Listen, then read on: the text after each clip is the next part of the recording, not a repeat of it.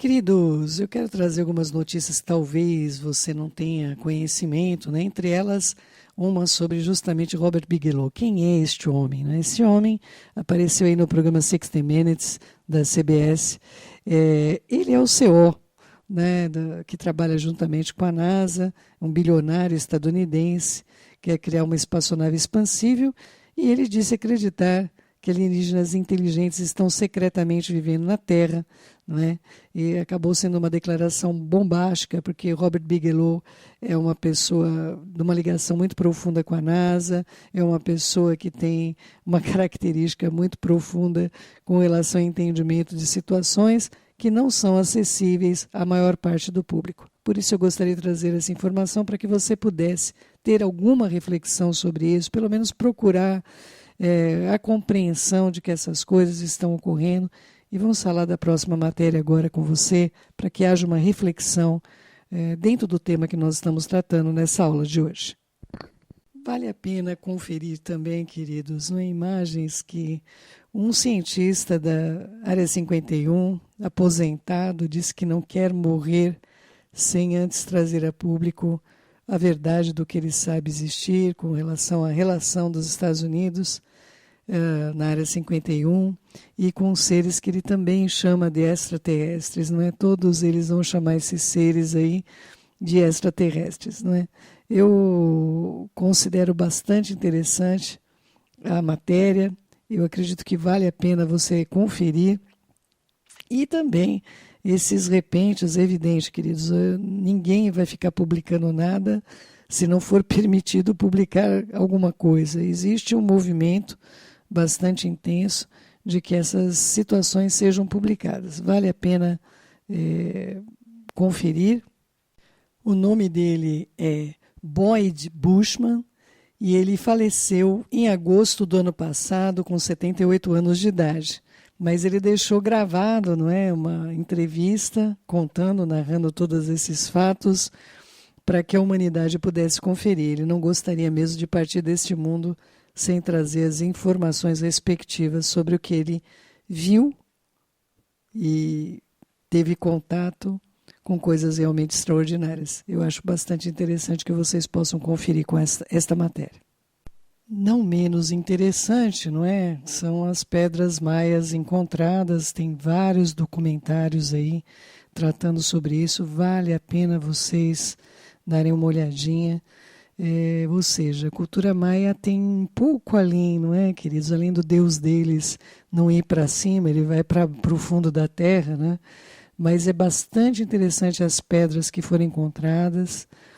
E, é claro, tudo fica em torno do fantástico, não, isso não é verdadeiro, são forjadas, entre outras coisas. Eu digo a vocês, vale a pena conferir essas placas, essas pedras que foram encontradas. Tem vários pesquisadores de renome indo atrás do conhecimento dessas pedras. Vale a pena você dar uma checadinha sobre esse evento.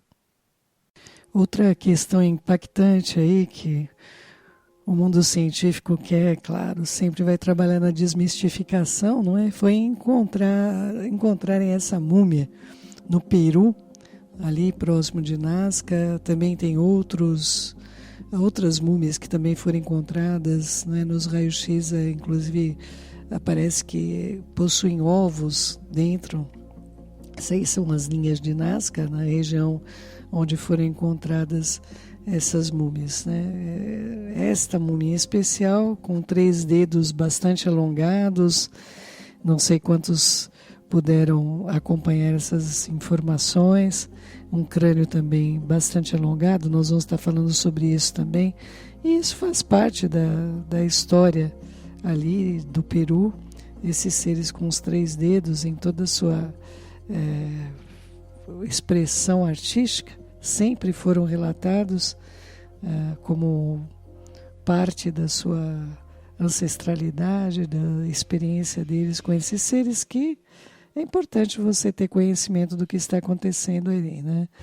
He got word of some mummies in Peru that didn't look... Também expressões aí, quem tem acompanhado algumas descobertas, não é? No mundo todo, inclusive na China, relatos e reportes acerca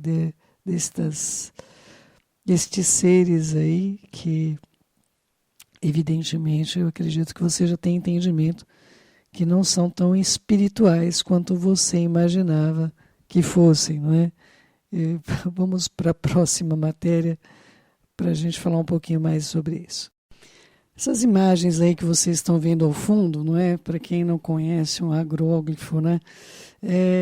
Na verdade, essas imagens aparecem no solo, principalmente lá da Inglaterra, e, claro, a polícia inglesa tem feito um trabalho bastante intenso sobre impedir isso. Os fazendeiros ficam furiosos, a perda do trigo, entre tantas coisas, não é? Mas nesta região, né, de Wiltshire, da Inglaterra, aconteceu no dia 18 de julho de 2017 uma formação desse agróglifo ao lado de Clay Hill, ao sudoeste de Harminster. E esse enorme agróglifo mede aproximadamente 120 metros. E o que mais impactou? Por que a gente está falando dele? Né? É que esse desenho que foi feito significa o Metatron. Não sei quantos têm conhecimento do que se trata essa figura geométrica, mas essa figura ela está associada ao que chamam o anjo destruidor. Né? Metatron é considerado um serafim na cultura judaica, na tradição judaica, não é? E é como um anjo supremo, um anjo divino, um mediador da destruição, não é? Passagens do Talmud colocam como se ele fosse um escrivão divino, mas é como se fosse também um guardião do relógio, ou ainda aquele que vem como protetor de todas as situações. É importante nós termos entendimento de que dentro deste contexto existe uma inteligência que não é humana.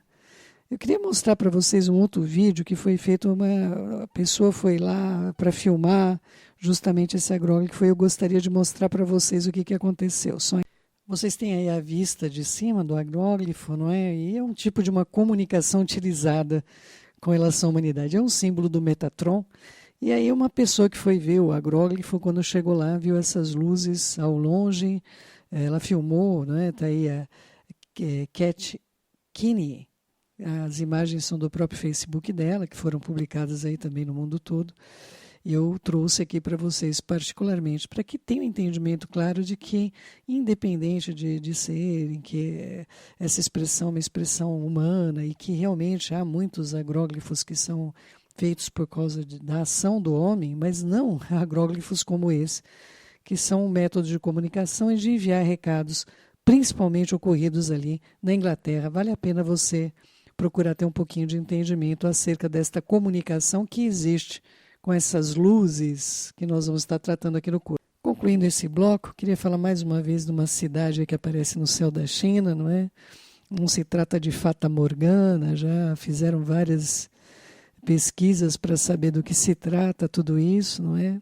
Tudo indica aí uma variação bastante inconstante no nosso domo, não é? Vamos tratar sobre isso no curso. Muito desespero das pessoas, né? Imagina, você começa a ver coisas no céu que não estão ali, mas vale a pena conferir. Eu espero que tenha sido útil para você. Tá bom, querido? Shalom.